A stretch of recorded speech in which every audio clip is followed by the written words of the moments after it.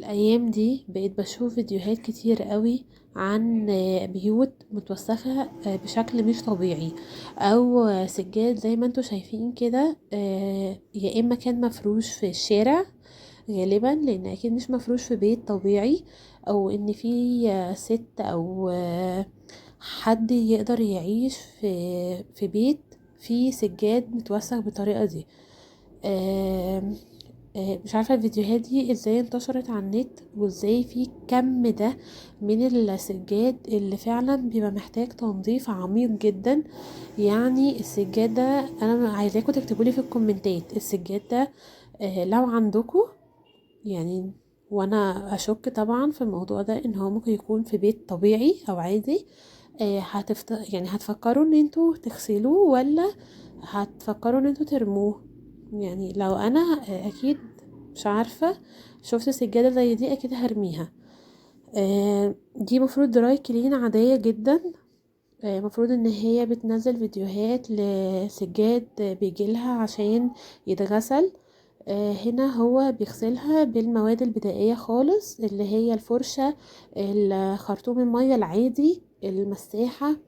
وبصوا يا جماعة، في رجالة بتعرف تدعك قوي بالفرشة يعني ما عندهمش تقريبا في الدراي كلين دي، ما عندهمش اللي هي الادوات والاجهزة اللي هي بالكهرباء، اللي هي الاجهزة الكبيرة زي المكنسة اللي هي بتشتغل بالكهرباء، بتطلع صابون دي، وبتبقى شكلها فيها فرش كتير كده. يعني هو بيستعمل، هو ده تقريبا خرطوم بس بيضخ مية بكمية كبيرة. بصوا يعني هو كل ما يحط عليها الخرطوم بتطلع تراب برضو. غالبا هي مش بتنضف، هي طبيعتها ان هي فيها تراب، او مش تراب، ده طينة. آه هو تقريبا حط بقى مسحوق كتير، وفضل يدعك كتير كتير جامد، وبعد كده جاب بقى المساحة وفضل. بس ما شاء الله بدأت تنضف، يعني بدأت تبان ملامحها الطبيعية. هي طبعا ما كانش باين لها ملامح خالص في أول الفيديو، يعني كانت ممسوحة الملامح والألوان وكل حاجة. بصوا تحتيها، هو طبعا لازم بقى يلم كل التراب ده والطينة ده بعيد عنها عشان يقدر ان هو ينضفها. السجادة دي يعني حتى يا جماعة مش متسرفلة من الجناب، او او متساوية، يعني تحسيها حاجة كده كان موجودة في الشارع.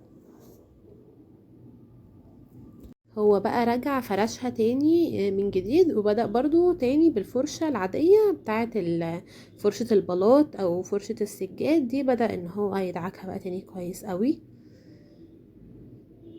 وتاني طبعا بالمية بتطلع برضو تراب جامد. بس والله بدأت تنضف، يعني بدأت تنضف قوي. بس هي اكيد السجادة دي كانت مفروشة في الشارع، يعني اكيد مش في بيت. بصوا يعني طلع كمية طينة مش طبيعية. عايزاكم كمان تقولولي انتوا يعني بتغسلوا السجاد عندكم بايه؟ يعني بتحطوله ايه؟ بتحطوله مسحوق ايه؟ عشان برضو نفيد بعض. يعني انا اعرف ناس بيغسلوا السجاد بكلور العادي، وبيغسلوه بالمسحوق. في ناس كمان بتحط حاجة اللي هي زي اللهلوبة كده، برضو بتنضف السجاد قوي.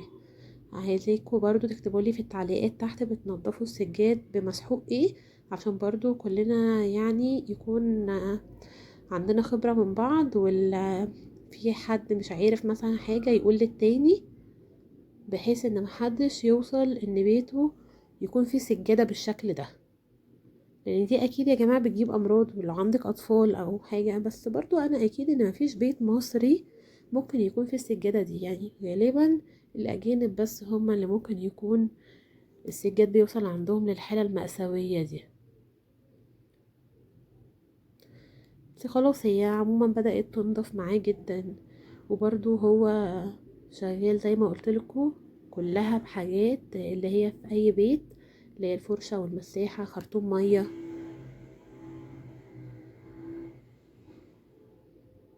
لا ما شاء الله بقت شكلها حلو دلوقتي، بانت بقى والالوان بتاعتها بانت.